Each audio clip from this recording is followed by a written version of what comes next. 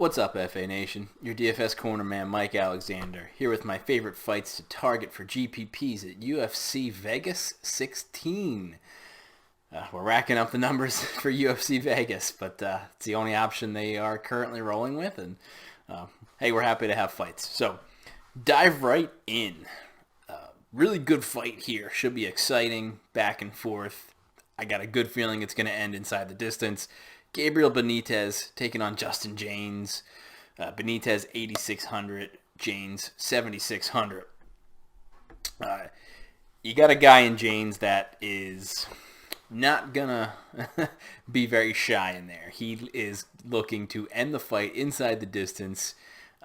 Not really an assortment of ways. He wants to knock you out with a punch and is going to be hell-bent on doing it. He's got 2 knockdowns in 2 UFC fights, despite going 1-1.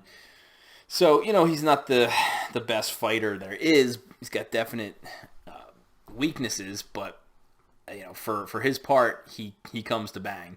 And Benitez, same thing, is a guy who tends to get into wars. He's dangerous.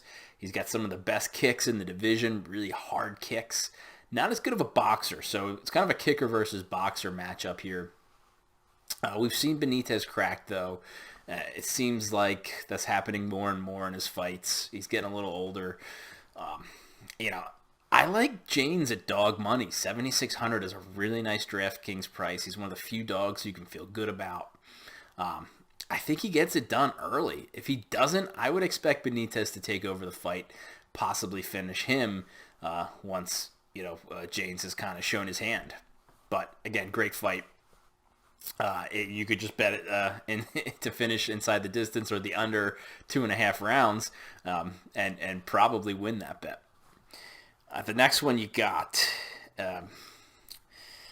we have Jamel Hill taking on Ovince St. Preux. OSP, one of the few people willing to take this fight against Hill. For good reason. Nobody wants to fight the dude. He's dangerous. He's long. He's athletic. It becomes, when he gets to a promotion, it becomes quickly evident you don't want to be the guy signing that contract because you're probably the next one to lose. OSP doesn't worry about that at this point. He's late 30s. He's been around the block. He's given plenty of younger fighters a vet lesson, though. So for me, it comes down to, will OSP be able to lock in a submission in the first or second round? I don't think first. He's probably going to get beat up for the first round. Second round, he's just found a way to come out and grab a hold of better fighters and hit him with a submission they weren't ready for. That could be Hill, a guy who doesn't have a ton of cage time. It's just something you got to learn that eventually, that lesson. And is this the spot? I don't think so. But OSP is live for it. My gut tells me, though, Hill is going to shine here the way Dom Reyes shown when he fought OSP and just beat him to a pulp. I think Hill probably actually gets it done inside the distance where Reyes didn't have the urgency to do it. But, again, Hill is also a rawer fighter like Reyes was when he fought OSP. So there is that possibility, but I think he's going to be able to get it done. He's just a really dynamic and powerful striker. It's hard to survive 15 minutes against that. And then the last one we are targeting. You got Gian Vellante fighting Jake Collier. This is not a fight we're excited to target, but somebody's going to win. For me, it comes down to, is it going to be Jake Collier? If Collier does win, again, there's not many dogs to put into your lineup. You're going to have to find one who wins. Collier, I think, for the price is not a bad value. Vellante, we've seen show he will lose a fight any way he can. Getting Ezekiel choked from top in his most recent loss. Now, that was to a true heavyweight